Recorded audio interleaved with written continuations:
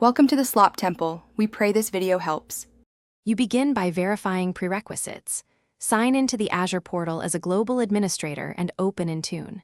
Create and upload the Apple MDM push certificate so Apple trusts your tenant.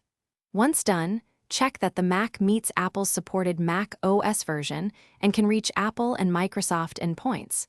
Make sure File Vault or SIP settings won't block enrollment. This gets you ready to enroll. You're eliminating blockers before you proceed to device-specific configuration and profiles. You now configure enrollment profiles and device policies. In Endpoint Manager, pick Apple Automated Device Enrollment or User-Initiated DEP Flow depending on procurement.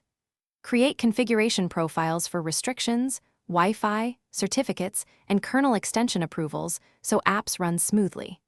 Assign those profiles to the correct Azure AD groups and apply scope tags for administrative separation. Make sure conditional access policies align with compliance rules.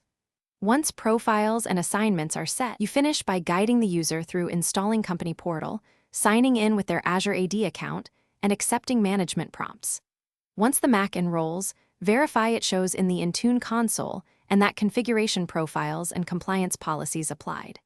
If something fails, check the Mac's Company Portal logs, network connectivity to required endpoints, and whether the Apple MDM push certificate is valid. Also review Intune error codes in the console. Those codes point you to missing permissions, profile conflicts, or certificate issues.